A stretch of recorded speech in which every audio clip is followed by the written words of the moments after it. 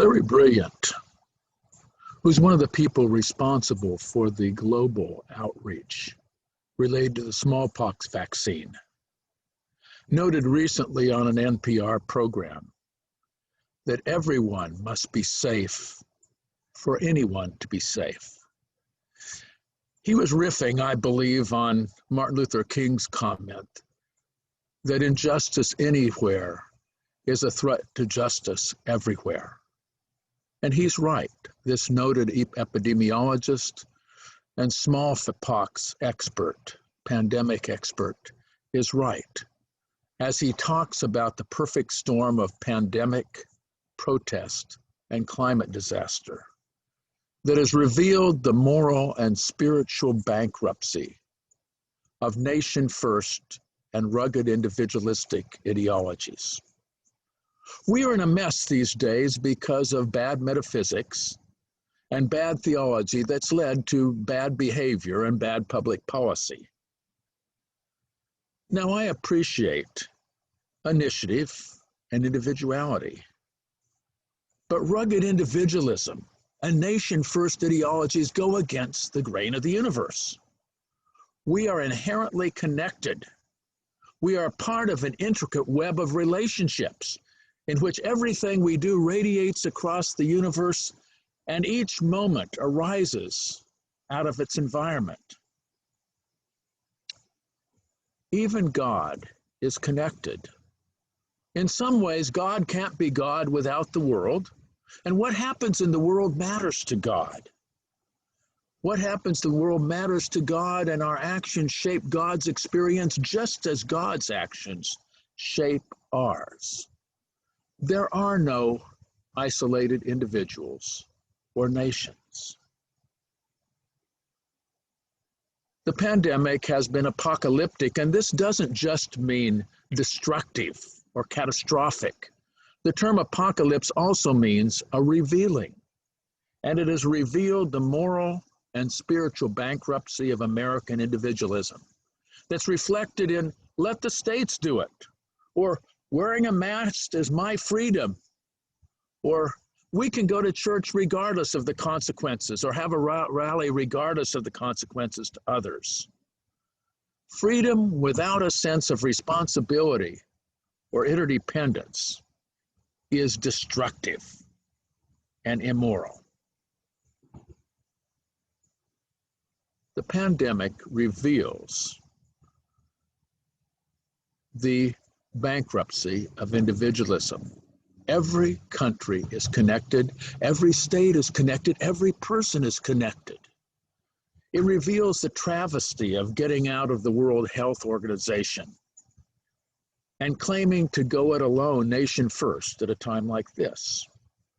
Climate change reveals the moral bankruptcy of individualistic action and nation states that think they can go it alone. We are connected. Rising temperatures create fire and rain, to quote James Taylor. Fire in California and rain and hurricane on the eastern shores of our country. The USA is opting out of the Paris Accords, and rolling back environmental regulations not only hurts the United States, but hurts the world. This is the time we need cooperation. Protests reveal the reality of interdependence. When a black man is killed by the police, it's not just one black person. It's 400 years of slavery, of the lynching tree, of Jim Crow, of being treated as inferior, of being part of the injustice system. We truly are in a perfect storm that puts our nation and planet at the risk, and we need good metaphysics, good theology that leads to good ethics. We need to embrace interdependence. We need to embrace the sense that we are all related. We are all connected. We matter to one another. We're all in this together, and this means that if we have hope beyond pandemic, this means that hope beyond pandemic involves claiming our interdependence, acting responsibly knowing that our behavior shapes others, knowing that we need to sacrifice for the greater good. Interdependence is everything these days. Interdependence joins us ethically. Now, this doesn't suggest that individuality and personality and initiative are unimportant. As a matter of fact, the times cry out for creativity, but a creativity grounded in thanksgiving for what we've received from others and in the importance of behavior for the world beyond ourselves. Too many people have an easy and cheap patriotism. They think being a patriot means doing what I want and going to church when I want, or wearing a mask when I want, when the fact of the matter is, patriotism means caring for one another, our nation, and the world.